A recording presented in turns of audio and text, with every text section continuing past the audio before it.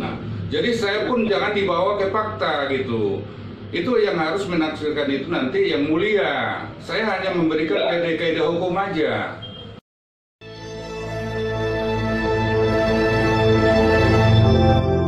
Ahli skor dicabut. Kami sesuai dengan permintaan dari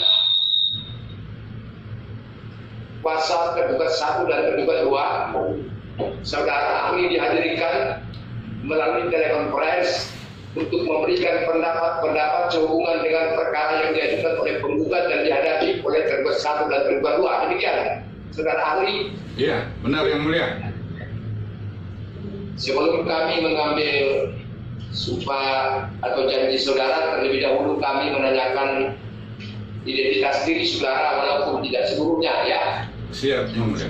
Nama lengkap ini kami ada terima dari kuasa terduga 1 dan terduga 2, surat tugas yang diberikan dan yang ditandatangani oleh Wakil Dekan 2 Universitas Pancasila Fakultas Hukum. Benar yang mulia.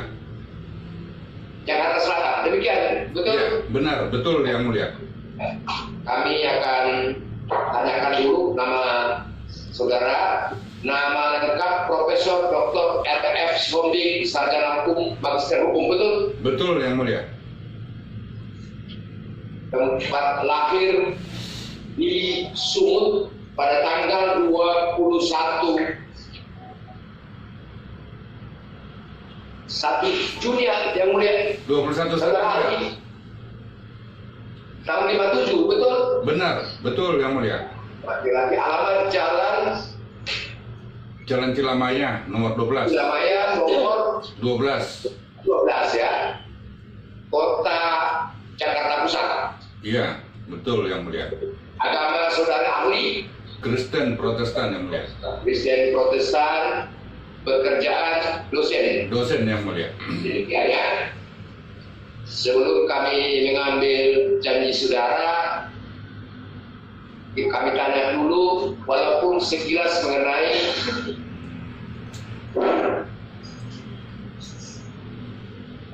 kurikulum vitae saudara ya. Iya. Kami akan coba tanyakan dulu, saudara lulus sarjana hukum tahun berapa, saudara ahli? Sarjana hukum tahun 1982 yang mulia. 62 ya. 82. 82. Dari Universitas 17 Agustus Jakarta. S2 sarjana hukumnya lulusan dari mana, saudara ahli? Universitas Tarumanegara yang mulia. Tahun Negara, lulus tahun 1988. 88. S3-nya Dari UI yang mulia. Universitas Indonesia ya. Iya, benar. Lulus tahun berapa yang? Tahun 2004. 2004. Iya. Saudara ahli, gelar profesor didapatkan tahun berapa?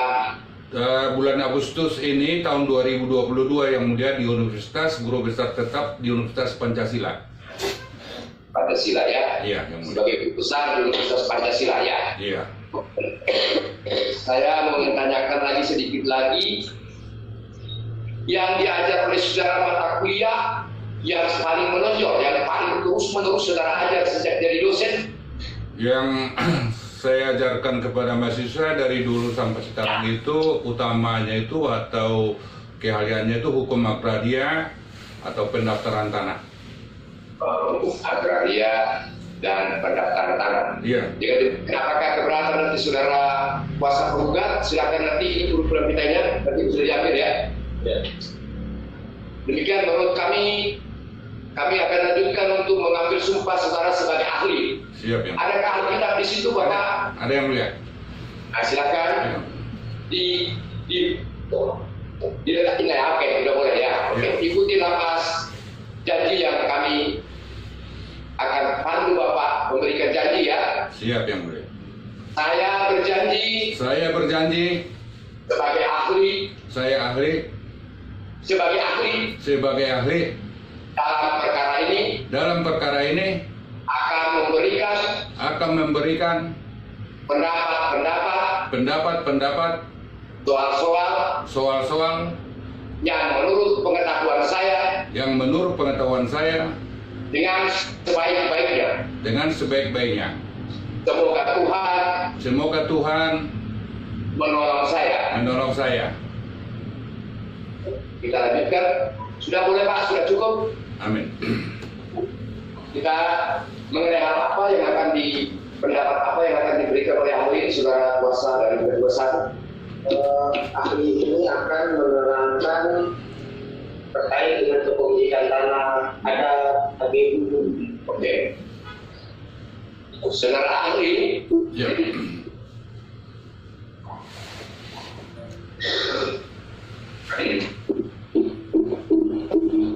Apakah pernah saudara ahli melakukan penelitian tanah adat di tanah Papua, khususnya di Canada? Belum yang mulia, kalau di daerah Papua belum. Tapi secara umum dari literatur yang ada di dalam disertasi saya dulu pernah masalah. Oke, sebentar supaya. Iya. Menurut ahli, bagaimana cara peralihan hak tanah adat terhadap seseorang ataupun terhadap suatu badan hukum? Peralihan hak tanah adat secara umum ya. Ya, yang saya hormati Ketua dan anggota Majelis Pengadilan Jayapura, izinkan saya menjawab. Ya. Jadi secara umum pengalihan atau peralihan tanah-tanah adat itu di Indonesia ini biasanya dia dulu-dulunya sebelum ada PP 10 tahun 1961 tentang pendaftaran tanah itu pada umumnya dulu dia tunai. Jadi hanya salaman aja dia udah selesai. Namun setelah ada PP 10 tahun 1961 tentang pendaftaran tanah, maka oleh pemerintah dibuatlah namanya akte jual beli. Akte jual beli itu yang asasnya itu diambil dari pasal 1320 KUHP dan 1338 KUHP. Nah, jadi akte peralihan tanah adat ke perorangan bisa berupa akte jual beli. Namun kalau dia mau dijual kepada badan hukum namanya akte pelepasan hak. Itu yang umum. Kalau mau dijual kepada badan hukum. Iya, akte pelepasan hak. Ya, karena subjek haknya dia tidak bisa tanah milik itu dipunyai oleh badan hukum.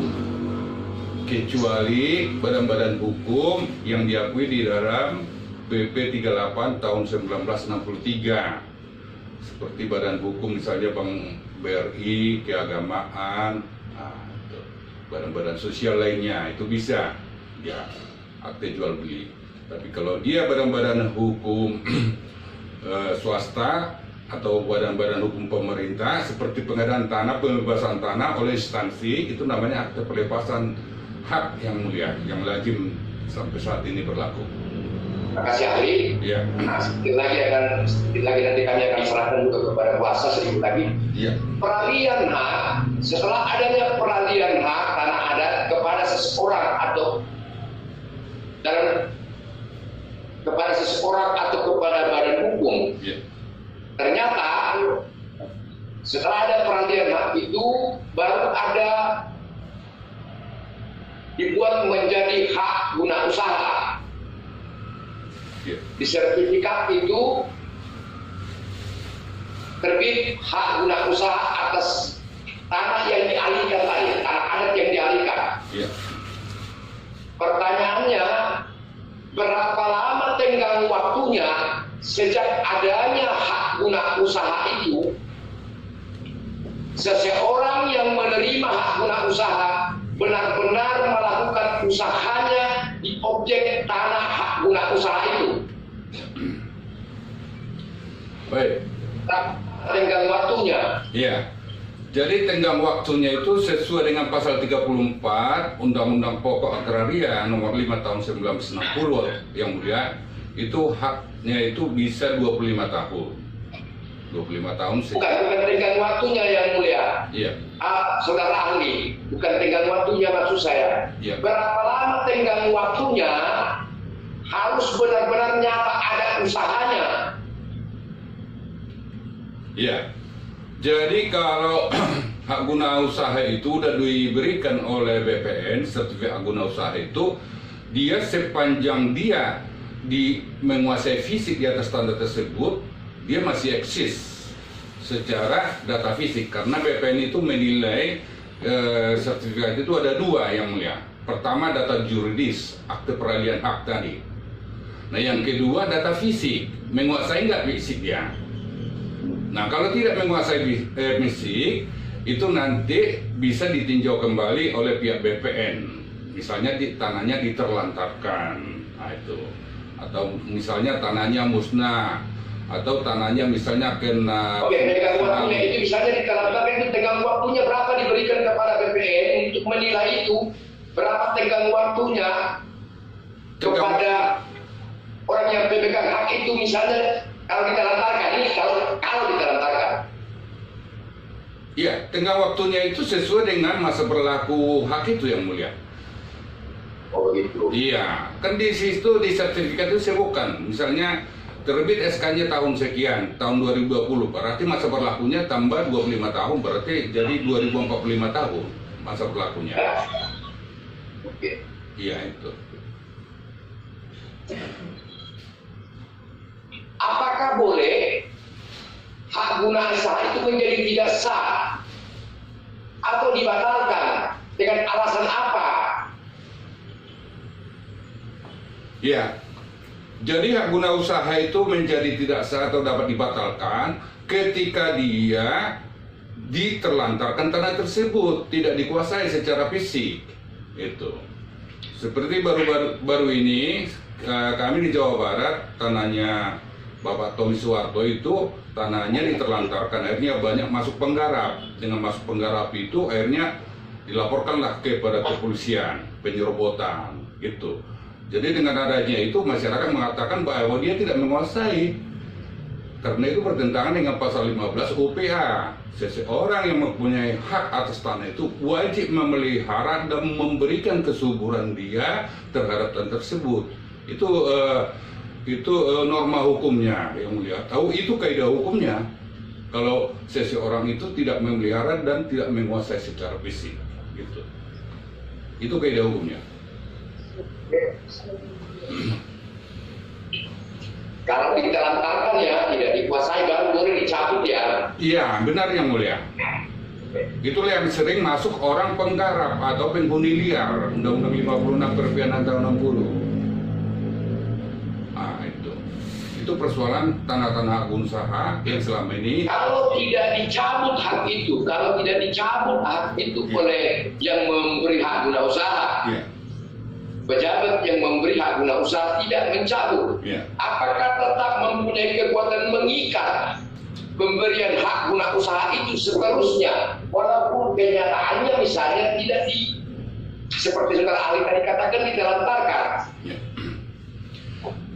Nah itulah yang saya katakan. Jadi kan SK itu kan merupakan suatu kekuatan dia, sama seperti kita PNS atau ASN sekarang. Kan SK mempunyai kekuatan dia. Nah ketika SK itu tidak dicabut atau tidak ditinjau kembali, dia masih tetap berkekuatan hukum yang mulia. Gitu. Ya. Gitu. Jadi kalau pertanyaan ini para ahli sedikit lagi. Ya. Apakah boleh hak guna usaha atas sebidang tanah baru dialihkan kepada pihak lain sebagian-sebagian? Contoh ini, hak guna usahanya 1000 hektar. Iya. Baru dialihkan 50 hektar ke pihak lain. Baru dialihkan lagi 20 hektar ke pihak lain. Dialihkan lagi ke pihak lain misalnya 10 hektar. Apakah itu diperkenankan oleh undang-undang? Iya.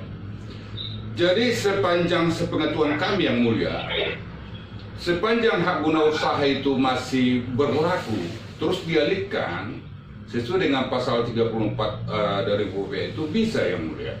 Kecuali dia udah habis masa berlakunya itu. Dia menjadi tanah negara. Nah karena dia menjadi tanah negara, hak menguasai itu ada pada negara. Dalam hal ini menentukan hubungan hukum terhadap tanah itu adalah pihak BPN. Nah, itu yang norma hukumnya. Begitu yang mulia. Nah, karena ini ada pertentangan sering di dalam gugatan. Saya mau tanya ini kepada ahli lagi, ada satu lagi karena kepada teman-teman. Ya.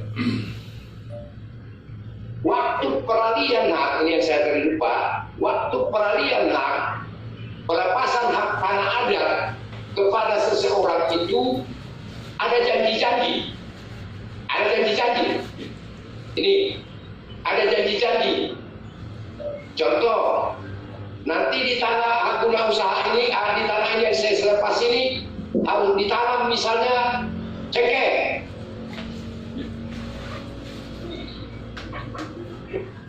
Setelah diberikan hak itu dilepas, kemudian terbit hak, sertifikat hak guna usaha. Ternyata bukan cengkeh yang ada di situ, ternyata yang ditanam bawang atau misalnya tanaman-tanaman sayuran.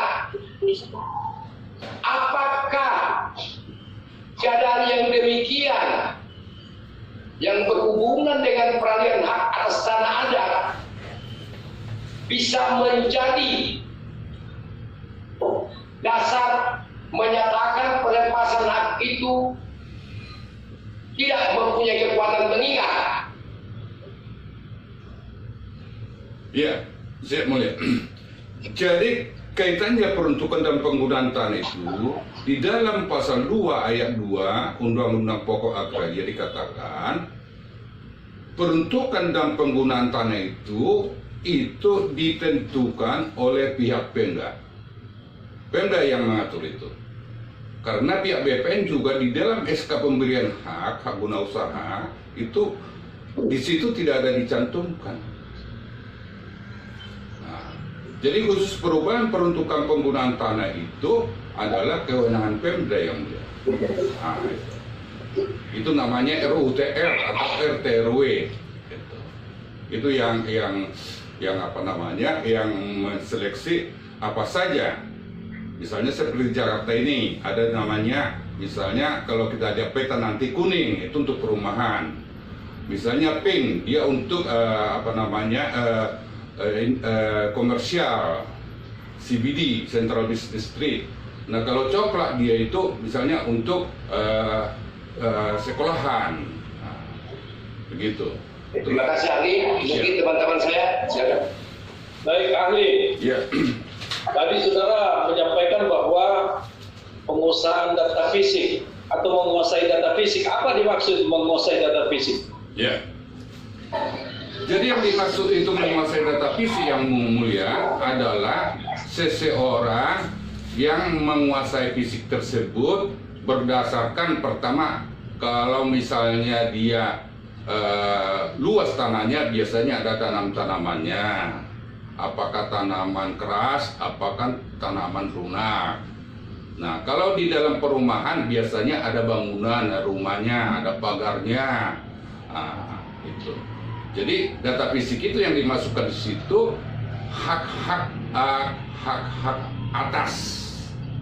Karena tanah itu istilahnya ada hak bawah, ada hak atas. Jadi hak atas itu ya, ada di situ hak dari yang punya hak. Misalnya dia penerima hak guna usaha, nah, di situ misalnya apa ditanam, nah, apa ada bangunannya, ada rumahnya, ada kantornya, nah, seperti itu. Itu yang dimaksud data fisik yang mulia.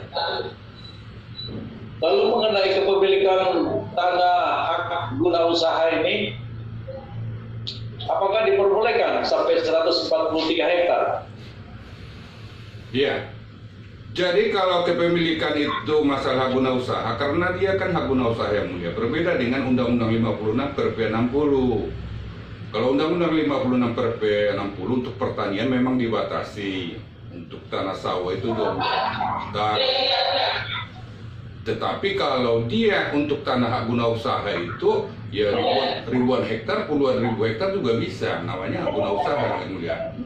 Nah itulah namanya kalau kita dulu waktu belajar D1 namanya HRFA. HRFA. Makanya seperti sekarang ini PTB perkebunan pemerintah kan puluhan ratusan hektar, ratusan ribu hektar yang mulia. Apakah kelapa sawit apa sekarang? Nah itu bekas peninggalan hak-hak Belanda, dulunya namanya hak erfa, sekarang namanya hak guna usaha, itu yang mulia. Ya, lalu parameternya di mana kalau umpamanya hak guna usaha itu tidak lagi digunakan gitu, atau ditelantarkan? Kalau umpamanya misalnya ada bangunan di situ, tapi faktanya tidak lagi diusahakan gitu. Jadi parameternya kemana? Apakah memang walaupun ada bangunan tapi tidak lagi diusahakan hak guna itu? Apakah bagaimana penjelasan pendapat ahli itu? Ya. Jadi yang bisa menilai tanah terlantar itu yang mulia, itu ada peraturannya juga, itu adalah pihak BPN. Mereka ada tim nanti dari tim kantor pertanahan tingkat kabupaten kota Madia, terus mengusulkan ke Kanwil tingkat provinsi, terus dari pihak Kanwil mengusulkan ke Menteri Agraria. Nah di situ mereka katakan nanti tanah tersebut diterlantarkan atau tidak terlantarkan, dan itu pun nanti harus diberikan juga ganti kerugian kepada pihak pemegang hak guna usaha itu. Nah, itu. Jadi ada timnya yang mulia untuk menentukan atau parameter, istilah Pak yang mulia tadi itu parameter. Parameternya itu mereka lah yang mengatakan tanah itu terlantar atau tidak. Demikian yang mulia. Siapa yang punya kewajiban atau punya hak untuk melaporkan ke kantor agraria apabila itu ditelantarkan? Ya. Jadi yang melaporkan itu kalau itu tanah terlantar, ya sesungguhnya melalui kepala kantor dulu yang mulia. Gitu. Jadi yang punya hubungan hukum, kalau dia punya hubungan hukum nanti katakan tanah kami ini udah terlantar. Jadi jurisprudensi Mahkamah Agung mengatakan seseorang itu ada keberatan atau ada gugatan ke pengadilan ketika mereka ada hubungan hukum. Itu yang standarnya. Kalau tak ada hubungan hukum, apa yang mau dilaporkan? Itu. Oke, baik, kami sudah paham hubungan hukum apa yang ahli maksudkan itu. Iya. Silakan kuasa tergugat. Satu berdua. Terima kasih. Saudara ahli dengar ya suara saya.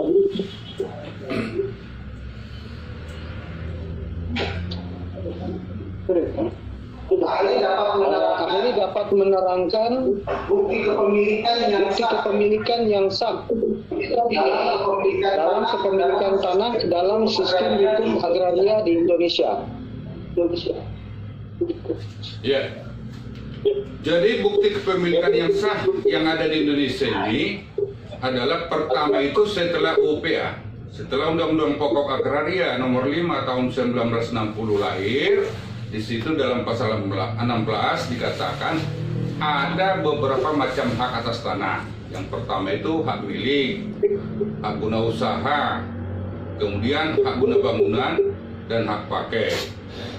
Kemudian berdasarkan PMA 6 tahun 1945 lahirlah namanya HPL, hak pengelolaan yang diberikan untuk instansi-instansi. Kemudian setelah lahir lagi Undang-Undang 16 tahun 1945, itulah lahir hak milik satuan rumah susun sekarang ini. Nah, itu namanya tanah hak atau udah mempunyai sertifikat. Nah, yang kedua itu tanah-tanah yang belum mempunyai sertifikat. Nah, itulah kalau di perkuliahan dulu itu namanya hak-hak Indonesia. Nah, Indonesia itu ada tanah-tanah hak milik adat. Nah, kalau untuk daerah Jawa Barat dan Jakarta itu namanya dikenal giri. Nah, untuk Jawa Tengah, Jawa Timur itu dikenal dengan petuk, kekitir. Nah, habis itu juga ada kartu kapling atau okupasi pergunding. Nah, kemudian juga ada surat-surat untuk golongan 3 rumah dinas. Nah, kemudian juga ada surat-surat bekas milik Belanda P3MB. dan PRK 5 yang bekas-bekas milik Belanda dulu. Nah, itu. Jadi itulah tanah-tanah yang belum bersertifikat. Kurang lebih demikian. Terima kasih. Ya. Bagaimana menurut pendapat ahli kekuatan pelepasan adat atas tanah yang berlaku dalam sistem hukum agraria di Indonesia? Mohon ahli jelaskan. Jadi surat pelepasan tanah adat itu seperti saya katakan tadi, sebenarnya kalau pelepasan itu kan antara perorangan dengan badan hukum. Nah, mungkin lebih baik dikatakan peralihan hak. Nah, peralihan hak secara adat itu yang umumnya dia tunai atau kontan itu ya sah secara hukum. Itu sah dia secara hukum. Itu yang lazim atau standar. Bagaimana persyaratan tanah warisan pewaris beralih ke ahli waris? Jadi persyaratan untuk memperoleh hak waris itu pada umumnya bisa dia berdasarkan akte hibah. Akte hibah itu bisa dibuat di notaris, bisa di bawah tangan. Nah, kemudian juga berdasarkan hibah wasiat. Setelah seseorang itu meninggal nanti, bahwa tanah warisan atau harta kekayaan saya berikan kepada sipolan. Terus kemudian bisa juga setelah dia meninggal itu tergantung golongannya. Kalau misalnya masyarakat adat itu bisa meminta surat keterangan warisan dari yang diketahui lurah dan camat. Kalau dia orang-orang misalnya beragama Islam, dia minta fatwa ahli waris kepada pengadilan agama. Kalau dia misalnya golongan Tionghoa bisa meminta surat keterangan warisan. Nah, kalau dia yang tunduk kepada BW biasanya surat penetapan dari pengadilan. Nah, itu semuanya bisa diberikan ketika masih ada harta warisan itu yang bergerak dan tidak bergerak. Nah, kalau yang tidak bergerak itu ya tanah-tanah. Kalau yang bergerak misalnya mobil, nah, dan lain-lain. Itu yang standar. Ya. Bagaimana pendapat ahli terkait tanah yang sudah dilepaskan oleh kepala suku atau Ondo Afi? Kalau di Papua kan terkenal ada istilah Ondo Afi selaku pemilik hak wilayah tanah adat. Di kemudian hari setelah meninggal ayahnya, anak-anak menuntut kembali atas tanah adat yang telah dilepaskan oleh almarhum orang tuanya. Mohon ahli bisa berpendapat. Ya. Jadi kalau seorang kepala adat atau seorang yang punya hak atas tanah menjual kepada pihak lain, katakanlah kepada perorangan atau kepada pihak swasta badan hukum, itu sah secara hukum. Jadi saya katakan tadi udah kepada yang mulia juga pasal 1320. Pasal 1320 itu ada syarat subjektif. Misalnya suatu perjanjian itu karena dewasa mereka, kecuali tak dewasa. Nah, baru ada kesepakatan. Kesepakatan mereka apa? Harga. Nah, kemudian ada hal-hal tertentu. Nah, yang dijual itu apa? Tanah atau bangunan atau perkebunan atau sawah. Nah, itu hal-hal tertentu harus jelas. Kemudian kausa yang halal. Ada enggak di situ unsur pemaksaan? Misalnya karena dia preman, oh nggak boleh ini tanah saya misalnya. Nah, itu. Jadi itu bertentangan dengan hukum. Jadi pasal 1320 ini terus dilanjutkan lagi dengan 1338 KUHP yang menyatakan suatu perjanjian yang dibuat secara sah merupakan undang-undang bagi mereka yang membuatnya. Nah, pertanyaan dari saudara tadi, apakah bisa ahli waris melakukan gugatan atau melakukan klaim? Nah, kalau melihat dari secara perundang-undang yang berlaku ya tidak bisa lagi. kecuali tanah tersebut belum pernah dijual. Kalau sudah dijual oleh orang tuanya, nggak mungkin lah. Misalnya seperti orang tua saya di kampung saya, di Seborong-borong sana, bapak saya udah jual, masa saya klaim lagi? Nggak mungkin lah. Kan orang itu mengatakan, ini kami kan udah ada bukti jual beli. Nah, jadi kurang lebih begitu. Jadi tidak ada lagi alasan hukum orang bisa mengklaim sebidang tanah yang telah dijual oleh orang tuanya. Kurang lebih begitulah jawaban saya. Ya, terima kasih. Siapakah yang menentukan suatu lokasi atau letak tanah adat? Apakah pewaris, pemilik tanah adat, atau ahli waris? Bagaimana pendapat ahli? Ya. Kan seperti saya katakan juga sambungannya. Jadi yang menentukan segala sesuatunya mengenai letak tanah itu adalah penjual. Nah kalau penjualnya itu adalah orang tuanya, ya orang tuanya lah, ya kan? Kan nggak mungkin ahli waris. Kalau pewaris itu kan otomatis orang yang menguasai kebendaan, suatu barang bergerak ataupun tidak bergerak, dia yang tahu kan? Nah, dialah yang menentukan. Ini Pak, tanah kami, batasnya sebelah ini, batasnya utara sebelah ini, sebelah timur ini. Nah, setelah mereka sepakat, ya terjadilah jual beli, ya kan? Jadi bukannya ahli waris, apalagi itu udah tanah dijual, tidak lagi bisa menuntut haknya. Itu semua itu diatur dalam KUHP, kita undang perdata juga. Hak-hak menuntutnya itu baik secara pidana juga ada itu, kedaluarsaan menuntut ada juga. Demikian. Ya. Menurut ahli, siapakah yang menentukan peruntukan dan penggunaan serta pemanfaatan sebidang tanah? Iya. Jadi tadi udah ditanya yang mulia itu. Di Jakarta dikatakan hijau, iya berarti itu PHT, penghijauan taman, untuk taman-taman. Kalau dia warna kuning, itu untuk rumah. Kalau dia untuk misalnya komersil, ya itu namanya warna pink. Kalau dia misalnya warna coklat, itu biasanya untuk bangunan-bangunan fasilitas umum, sekolahan. Nah itu. Jadi masing-masing daerah itu udah punya RUT warna-warna dia. Nah saya kurang begitu persis di Rianja ini atau Papua ini warna-warna itu sama nggak dengan Jakarta misalnya. Kalau kuning itu misalnya untuk perumahan. Nah, untuk pink itu biasanya untuk komersil, CDB, Central Business District, seperti itu.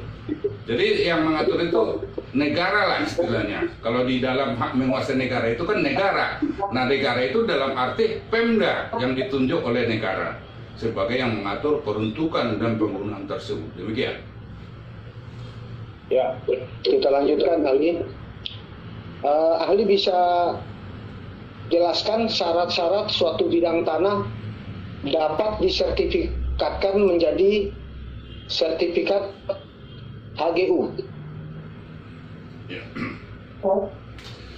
Jadi persyaratan daripada sertifikat itu dalam hak memohon hak guna usaha itu diatur dalam peraturan Menteri Negara Agraria _ Kepala BPN nomor 9 tahun 1999 tentang pemberian hak dan pembatalan hak atas tanah negara dan hak pengelolaan. Nah itu diatur di dalam ada 4 pasal itu, pasal 19, pasal 20, pasal 21, 22 dan 23. Ini panjang, mau saya bacakan. Apa saya buat ringkasnya aja? Ringkas saja. Ringkas saja. Jadi yang standar itu memohon hak guna usaha itu identitas. Kalau dia perorangan KTP. Kalau dia badan hukum itu adalah anggaran dasarnya, akte pendirian. Nah, kemudian itu kalau perorangan adalah kartu kakak, kartu keluarganya. Terus kemudian setelah itu baru kalau dia perusahaan harus ada surat izin dari kalau penama modal dalam negeri, itu ada biasanya di tingkat provinsi atau kabupaten. Nah, baru kalau dia penanaman modal asing itu di BKPM pusat yang memberikan izin itu. Nah, setelah itu kemudian dimohonlah, setelah lengkap persyaratan itu, dimohonlah kepada kepala kantor pertanahan setempat. Nah, dari kepala kantor pertanahan setempat diusulkanlah permohonan ini ke tingkat kanwil, tingkat provinsi, atau sama dengan Kapolda atau Pangdamda itu. Nah, wilayah provinsi namanya kanwil. Nah, setelah kanwil itu menyetujui, ditingkatkan lagi permohonan ini sampai dengan Kementerian Menteri Agraria Tata Ruang yang di Jalan Singamaraja nomor 2, Jakarta Selatan. Setelah itu sudah selesai, terbitlah SK penerbitan hak. Setelah SK penerbitan hak ini keluar, kemudian disampaikanlah ini ke Kepala Kantor Pertanahan dan tembusannya ke kanwil. Nah, itu prosesnya itu bisa bertahun-tahun. Nah, itu kalau tidak ada lagi sanggahan daripada pihak-pihak, berarti pihak kantor pertanahan setempat itu menerbitkan sertifikat hak guna usaha. Itu yang kurang lebih ringkasan dari permohonan hak setiap hak di Indonesia ini. Demikian. Ya. Terima kasih, Saudara ahli. Selanjutnya, yang saya mau tanyakan kepada ahli, apakah tanah yang perolehannya dari surat pernyataan jual beli tanah adat dan pelepasan hak atas tanah adat dapat disertifikatkan menjadi SHGU? Ya. Jadi kalau ia memakai surat pernyataan dan melepaskan tanah adat, kemudian dimohon hak, ya itu bisa. Karena itulah yang dikatakan tadi, akte peralihan itu. Jadi ketika ada akte peralihan, itu lada menjadi data juridis. Jadi pihak BPN akan memegang, ini data juridis. Nah, data fisiknya bagaimana, dikuasai nggak? Nah, jadi dua-duanya harus komplit. Setelah kantor pertanahan itu menganukan pengukuran, dilihat siapa yang menguasai tanah tersebut. Nah, kemudian oleh si lurah atau kepala desa, kalau di desa-desa mau nggak menandatangani. Nah, jadi setelah kepala desa menandatangani surat ukur itu, berarti kan benar itu tanahnya si Polan. Nah, habis itu diadakanlah panitia lagi, lurah juga ikut terlibat di situ, ya kan? Nah, kalau hak guna usaha ikut lagi nanti situ orang-orang dari instansi Pemda. Nah, itu. Jadi habis itu diusulkan lagi dari kantor pertanahan ke itu. Jadi jawaban saya ya bisa. Surat pernyataan pelepasan itu namanya data juridis. Ya, tadi belum ditanya yang mulia itu, baru ditanya data fisik. Ya, data juridis itu yaitu surat-surat tanah itu. Nah, itu yang standar. Ya, jadi ahli, Ya. misalnya ada sebidang tanah ya, seluas 500 hektar, di mana alas haknya itu berupa pelepasan hak atas tanah adat. Kemudian dari 500 hektar tersebut hanya disertifikatkan HGU seluas 145 hektar. Apakah itu diperbolehkan? Iya, diperbolehkan. Jadi kalau ada tanah 500 hektar, berarti di-splitting atau dipotong sebagian. Ya kan? Di-splitting dia menjadi 145 hektar, ya bisa. Seperti yang pertanyaan yang mulia juga tadi, bisa misalnya dijual 50 hektar, bisa dijual 20 hektar, bisa dijual. Nah, itu namanya splitting atau pemecahan. Jadi tanah itu dari luas keseluruhannya dipecah. Ada yang luas 100 hektar, ada mungkin 50 hektar atau berapa itu. Tadi udah ditanyakan yang mulia tuh, ya bisa lah, bisa dipecah Ya, atau split. saya minta untuk ada lebih ditegaskan aja. Ya. Jadi selanjutnya, Ali, apakah peruntukan tanah dengan SHGU dapat digunakan untuk peruntukan lain? Misalnya, SHGU itu tanah itu untuk membuat peternakan.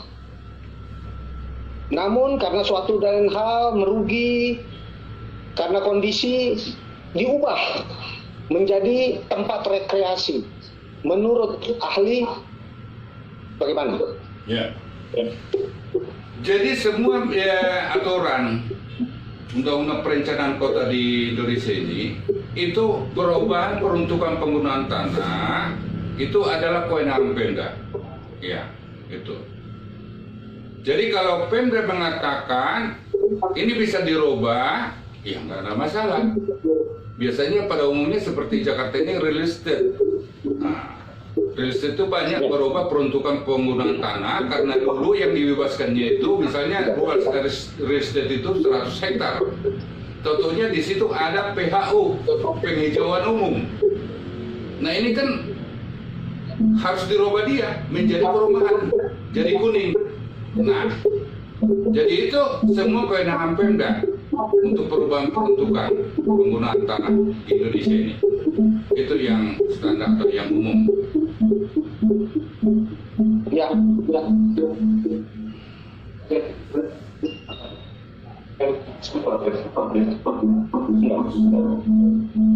Ya Ali, kita lanjutkan. Ya. Kalau sepengetahuan ahli itu jangka waktu atau lamanya SHGU itu berapa lama? Dan apakah dapat diperpanjang? Ya. Jadi sesuai dengan pasal 29 Undang-Undang Pokok Agraria nomor 5 tahun 1960, jangka waktu HGU itu 25 tahun dan dapat diperpanjang 25 tahun.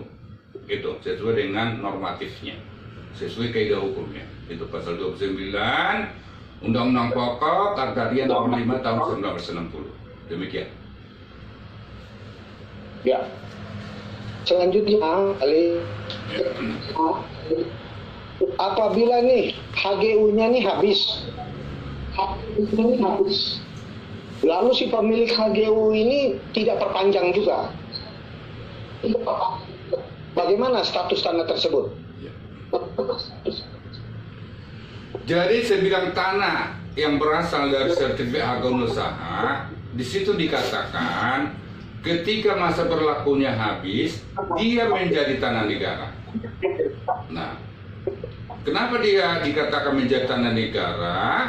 Karena oleh pemerintah dalam hak menguasai negara itu, dia akan mengadakan penataan peruntukan penggunaan tanah tersebut. Itu kewenangan Pemda.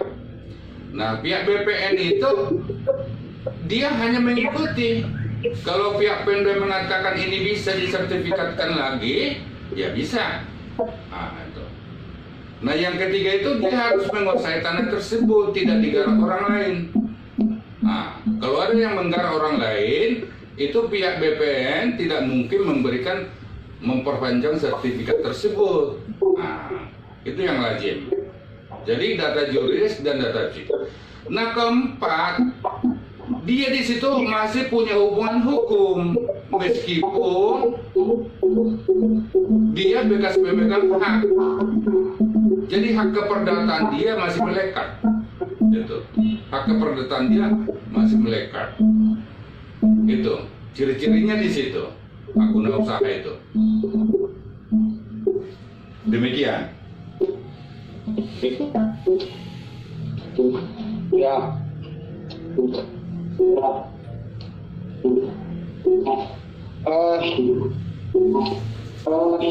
Tadi sebenarnya sudah disampaikan juga ya, ada pertanyaan ya, Iya. bahwa HGU itu dapat ditingkatkan menjadi hak milik ya. Kalau HGU itu bisa ditingkatkan hak milik ketika subjek haknya itu perorangan atau badan-badan hukum yang ditunjuk berdasarkan PP 38 tahun 1963. Badan-badan hukum itu seperti Bank BRI, badan-badan keagamaan, badan-badan kesosialan itu. Jadi sesuai pasal 20, dia harus seseorang bisa mempunyai hak milik di Indonesia ini harus memenuhi standar dari pasal 20 Undang-Undang Pokok Agraria nomor 5 tahun 1960. Intinya itu. Itu kaidah hukumnya atau itu norma hukumnya. Jelas ya? Saya perlu tegasan saja ya. Iya. HGU itu kan berakhir nih Iya. dan tidak diperpanjang. Misalnya dia badan hukum Iya. berupa PT, Iya. ya, dia tidak perpanjang HGU-nya. Iya. Nah, maka kepemilikan tanah Iya. ex HGU tersebut siapa yang memiliki? Ya. Jadi seperti saya katakan tadi, kepemilikan tanah itu persyaratan dia bisa diperpanjang atau bisa diberikan sertifikat tetap dua. Pertama itu mempunyai data juridis, ya kan? Yang kedua itu mempunyai data fisik.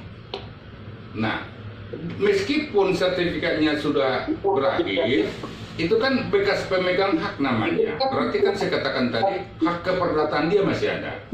Ya kan? Kecuali tanah tersebut sudah dikuasai orang lain. Itu pun harus dilihat dari pasal 1963. Misalnya menguasai orang sesuai dengan PP 2497 20 tahun. Dia menguasai secara fisik tanah itu bisa memohon sertifikat. Nah, kita lihat nanti kasus posisi atau kasus per kasus, ya kan? Jadi kalau ada di situ masyarakat yang menggarap tanah tersebut, tentu pihak BPN tidak bisa memperpanjang. Nah, itu. Jadi yang jelas badan hukum yang berakhir masa berlakunya itu dilihat dulu nanti kasusnya itu, dibedah dulu kasusnya. Setelah diadakan beda kasus, baru dilihat nanti data juridisnya bagaimana, data fisiknya bagaimana.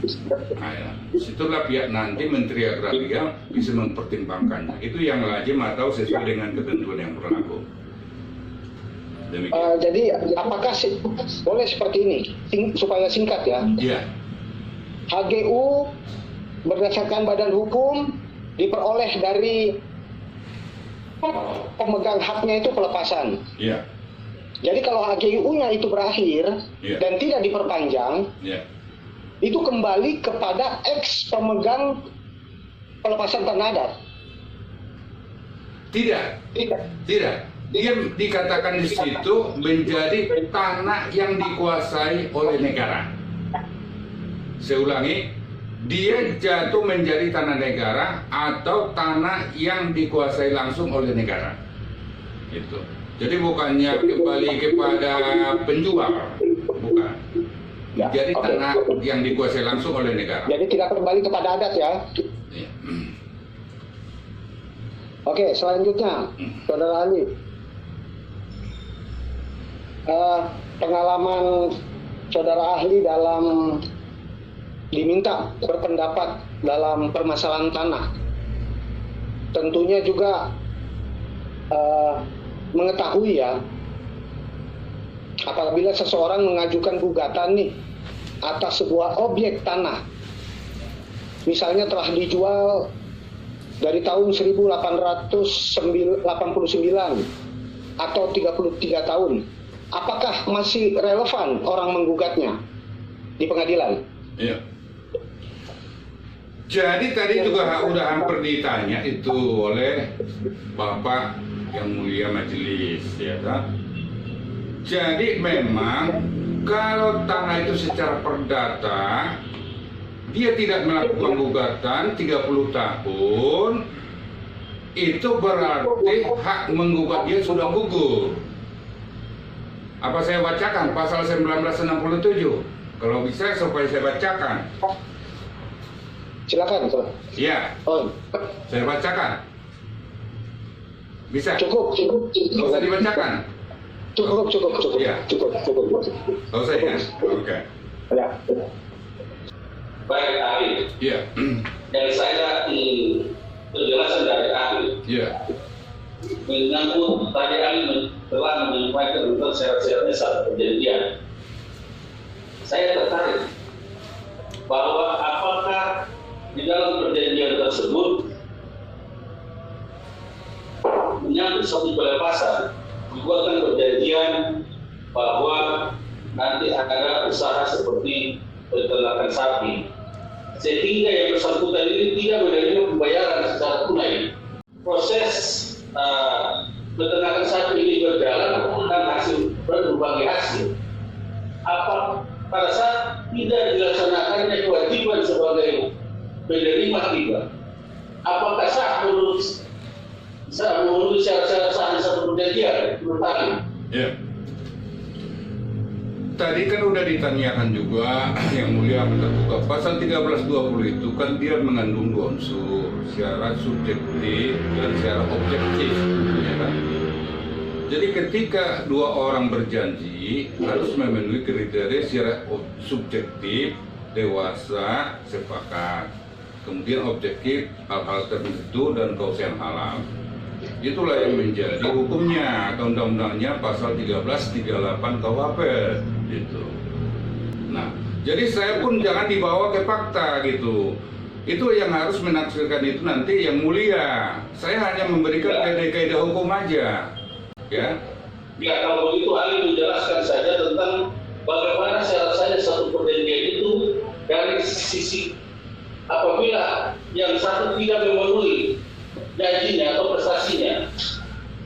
Iya, kan saya sudah katakan ada 4 syarat pasal 1320 syarat subjektif dan objektif. Ya. Semua sarjana hukum saya rasa pasti tahu. Sudah dijelaskan kan? Iya, udah saya jelaskan itu sama yang mulia juga tadi udah saya jelaskan. Ini sudah lihat. Iya, itu. Ada ibu?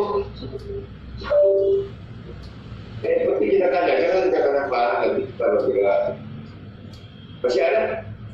Cukup kan? Terima kasih saudara ahli Siap yang mulia. atas pencerahannya. Terima kasih banyak. Mudah-mudahan bisa membawa pencerahan untuk tanah Papua. Siap yang mulia. Ya. Siap. Terus di Jayapura ya. Iya. Terima kasih banyak yang mulia. Pak ahli. Ya. Oke, sudah bisa berarti habis ya. Habis. Pemeriksaannya ya. Siap yang mulia. Bulan ya. Iya, siap. Bisa kapan? Iya.